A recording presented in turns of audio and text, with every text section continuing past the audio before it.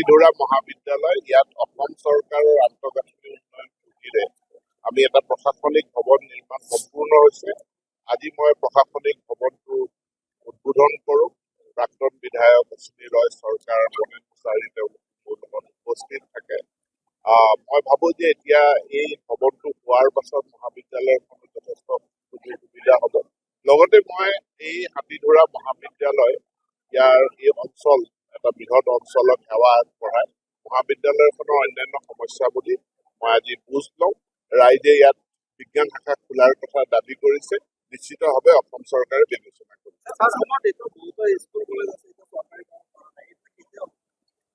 চৰকাৰীকৰণ সৰহসংখ্যক হৈয়ে গ'ল 2021 চনত। কাৰিকৰী কিছু কাৰণত কিছুখিনি ৰখি গৈছে, তাৰ কাৰণে অহা বিধানসভাৰ অধিৱেশনত এখন সংশোধনী বিধেয়ক আহিব।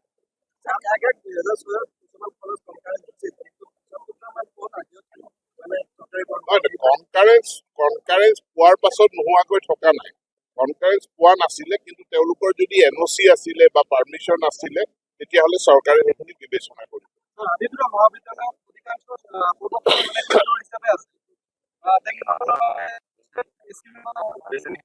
ইয়াত আইনৰ যিটো ব্যৱস্থা আছে, যদি তেওঁলোকৰ প্ৰফেচনেল কোৱালিফিকেশ্যন হৈছে তেওঁলোক এছিষ্টেণ্ট প্ৰফেচাৰলৈ উন্নীত হ'ব।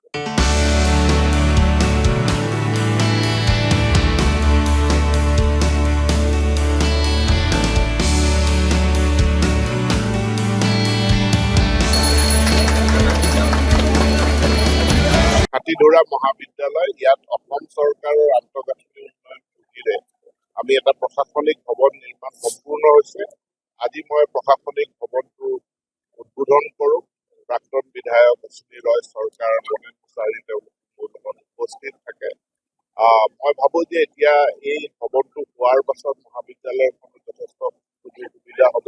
লগতে মই এই হাতীধৰা মহাবিদ্যালয় ইয়াৰ এই অঞ্চল এটা বৃহৎ অঞ্চলত সেৱা আগবঢ়ায় মহাবিদ্যালয়খনৰ অন্যান্য সমস্যা বুলি মই আজি বুজ লওঁ। ৰাইজে ইয়াত বিজ্ঞান শাখা খোলাৰ কথা দাবী কৰিছে, নিশ্চিতভাৱে অসম চৰকাৰে বিবেচনা কৰিছে।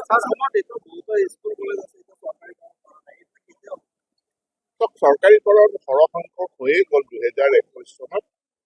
কাৰিকৰী কিছু কাৰণত কিছুখিনি ৰখি গৈছে, তাৰ কাৰণে অহা বিধানসভাৰ অধিৱেশনত এখন সংশোধনী বিধেয়ক আহিব।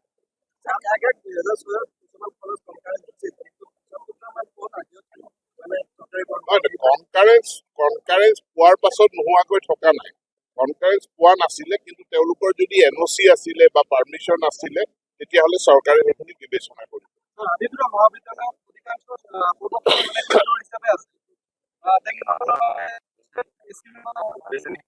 ইয়াত আইনৰ যিটো ব্যৱস্থা আছে, যদি তেওঁলোকৰ প্ৰফেচনেল কোৱালিফিকেশ্যন হৈছে তেওঁলোক এছিষ্টেণ্ট প্ৰফেচাৰলৈ উন্নীত হ'ব। যিকোনো খবৰৰ বাবে যোগাযোগ কৰক 7099017330 লগতে 7099017110 নম্বৰত।